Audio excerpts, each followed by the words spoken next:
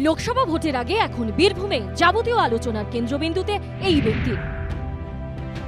সকালে উঠে অনুব্রতর প্রথম কাজ ব্যায়াম, তারপর লুঙ্গি চটি পরে ট্রেডমিলে হাঁটা।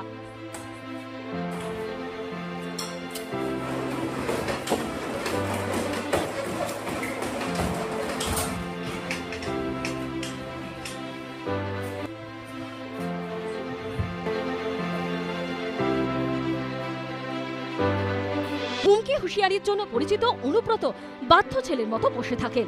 পেটে ইনসুলিন দিয়ে যান একজন।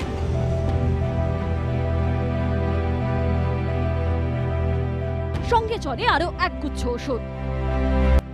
ওষুধপত্রের পাট চুকিয়ে অনুব্রত আয়েশ করে বসেন সকালের জলখাবার নিয়ে। দুটো রুটির সঙ্গে সবজি ও দুধের সর। খেতে খেতে বাড়িতে চলে আসেন অনুগামী তৃণমূল কর্মীরা।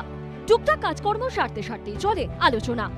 শ্বাসকষ্টের সমস্যা আছে, একটানা বেশিক্ষণ কথা বললে হাঁপ ধরে, তাই কথার ফাঁকে একবার ইনহেলার নিয়ে নেন অনুব্রত।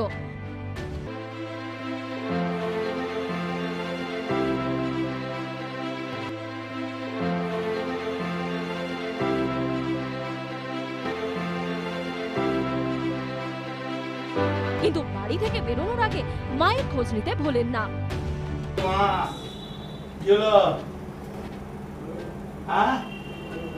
কি হলো মা? ঠিক আছে তো?